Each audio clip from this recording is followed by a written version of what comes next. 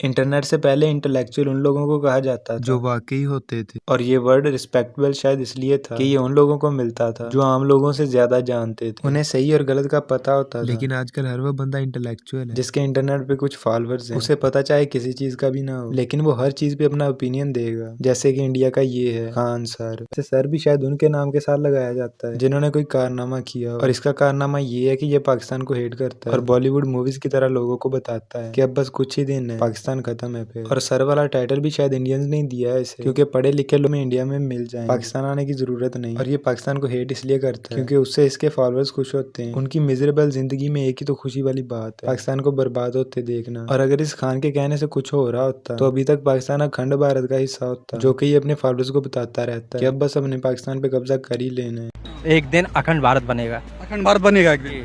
अखंड भारत में कितने देश हैं? एक मिनट भाई साहब, अखंड भारत में कितने देश हैं? अखंड भारत में कितने देश हैं?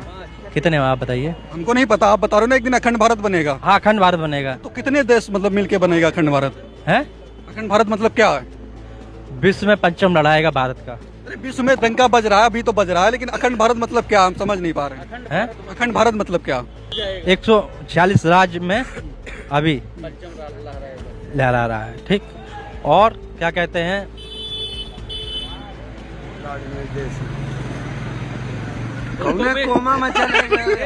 तो ये एक पॉडकास्ट में आया था जिसमें ये अपनी फ्रस्ट्रेशन शो कर रहा था, बता रहा था कि ये सारे पाकिस्तान चाहते हैं कि पाकिस्तान ही जाएं, कि ये ऐसी बातें इसलिए करता है क्योंकि ये खुद को बहुत इंपॉर्टेंट बंदा समझता है। इसे लगता है कि शायद अगर ये ऐसा कहेगा तो पाकिस्तानी डर जाएंगे, सो नहीं पाएंगे, पानी पीना छोड़ देंगे कि कहीं Khan sir Israel is the fatherland से लेके हमारे पानी में ही ना मिला दें। इसकी बातें एक बच्चे की फैंटेसीज की तरह लगती हैं, जो कि बच्चे को बाद में समझदार होने पे पता चलता है कि ऐसा असल जिंदगी में मुमकिन नहीं। लेकिन ये शायद कभी भी समझदार नहीं होंगे, इसलिए फैंटेसीज में ही जी रहे हैं। भारत के पास अभी सबसे बढ़िया मौका है।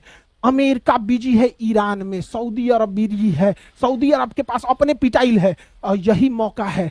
पाकिस्तान अफगानिस्तान में भयंकर लड़ाई हो रहा है। इसे सर कहना तो दूर की बात, मुझे तो ये समझ नहीं आती कि लोग इसे सीरियस कैसे लेते हैं। जिस तरह ये सबको बिजी करके हमला करना चाहता है, देख के लगता है कि इसे घंटा पता नहीं कि जंग कैसे लड़ी जाती है। पता तो इतना मुझे भी नहीं, लेकिन फिर भी बेसिक नॉलेज तो है, और इसे तो वो भी नहीं। लेकिन पाकिस्तान फतह करना चाह रहा है। ये बलूचिस्तान वाले पाकिस्तान को मार रहे हैं, पाकिस्तान को बचाने अब ओमान नहीं आएगा, खुद पिटा रहा है। यूएई नहीं आएगा, खुद पिटा रहा है। अरब नहीं आएगा, खुद पिटा रहा है। अमेरिका खुद फसल है, मिसाइलों की कमी है। यही वो मौका है जब पाकिस्तान अलग थलग पड़ा हुआ है। चाइना भी नहीं आएगा क्योंकि चाइना अभी इधर अपने ऑयल क्राइसिस में चल रहा है। चाइना आएगा तो उसका ऑयल हम लोग भी रोक देंगे हारमुज के बाद। यही वो मौका है। मोदी जी प्लीज 56 इंच का आपका सीना है, हमला कीजिए, यही सही समय है। पीओके वापस लाइए, इससे बढ़िया मौका अभी कहीं नहीं आया। मोदी जी इसकी बात सुन लीजिए। वैसे मैं सरप्राइज नहीं हूँ अगर वो सुन भी ले। वो भी इसकी ऑडियंस की तरह इतना पढ़ा लिखा नहीं है, और इसकी ऑडियंस वही है जो कहती है कि पाकिस्तानी पढ़े लिखे नहीं है, उनको इंग्लिश नहीं आता। बाबर वगैरह को ट्रोल करते हैं कि सही नहीं बोलता इंग्लिश। और आयरनी ये है कि ये मोदी को सपोर्ट करते हैं। जिसको इंग्लिश में अगर कुछ करना आता है तो वो हंसना ही है सिर्फ।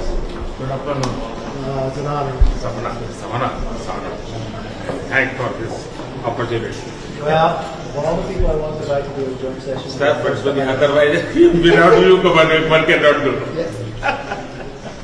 बाकी ये जिस तरह कह रहा है कि पाकिस्तान बिजी है, कब्जा कर लो, शायद ट्रंप ने भी यही सोचा था ईरान के बारे में कि ये तो हमारे आगे कुछ भी नहीं है, हम तो कुछ घंटों में इन पे कब्जा कर लेंगे। लेकिन अब वो कह रहा है कि उस्ताद जी सीज फायर। लेकिन ईरान कह रहा है कि वड्डा भरा नाल एक कला ना समझी, करो कड़ के मारसा चला ना समझी, करो कड़ी दे मारसा चला ना समझी। अभी थोड़ा पीछे ही इंडिया ने हमला किया तो था पाकिस्तान पे। उनके मिनिस्टर तो कह रहे थे कि अब कश्मीर वापस लेके ही आएंगे, जंग तो कब की खत्म हो गई, और ये अभी तक वही कह रहे हैं कि अब बस जब हमला किया तो कश्मीर वापस लेके ही आएंगे। बाकी इस खान को यूट्यूब पे बैठा टिकटॉकर समझ लो, जिसके व्यूज तो आते हैं लेकिन बातें इग्नोरेंस से भरी हुई हैं। और जो लोग इसके एडिट्स बनाते हैं कि इसने तो पाकिस्तान को तबाह कर दिया बॉलीवुड मूवीज की तरह, उनके लेवल का भी तुम अंदाजा लगा सकते हो। बाकी इसका तो बिजनेस चलता ही पाकिस्तान के नाम पे, इसलिए ऐसी बातें इसने करनी ही करनी है। अब इसी की कंट्री के एक बंदे ने ऐसे ही लोगों के बारे में कहा था। देखिए, अगर बीजेपी को 5-6 शब्दों पर रोक लगा दी जाए और बीजेपी के नेताओं से कहा जाए तुम 2 मिनट बोल लो, एक पाकिस्तान, एक मुसलमान, एक राम और एक धर्म, इन 6 शब्दों पर रोक लगा के बीजेपी के किसी नेता से कहो तुम बोलो। 1 मिनट समय शुरू कर रहा हूँ सर। हाँ बिल्कुल करिए। इन्होंने कहा कि इन्होंने भूगोल बदल दिया था। आपने भूगोल, अरे हमारे भारत का ही भूगोल बदल दिया था। किस पार्टी के अधिवेशन में प्रस्ताव पारित करके पाकिस्तान बना था? नहीं, मैं जवाब दे रहा हूँ। अरे भाई, आपने किया। अब मैं बता रहा हूँ हिंदू पाकिस्तान शब्द किसने प्रयोग किया? हमने या शशि थरूर ने? हिंदू तालिबान शब्द किसने प्रयोग? तो तुम लोगों को एक सलाह है, तुम खान सर जैसे लोगों को देखो तो इन्हें सीरियस होके ना देखो कि इनके कहने से कुछ फर्क पड़ेगा। इनको एक जोक की तरह देखो कि अगर तुम्हें मिजरेबल लोगों को मिजरी में देखना अच्छा लगता है, जो कुछ कर तो नहीं सकते लेकिन प्लान बनाते रहते हैं और अंदर ही अंदर मरते रहते हैं, तो ये बिल्कुल वैसा ही बंदा है। इसको सीरियस लेने की जरूरत नहीं है।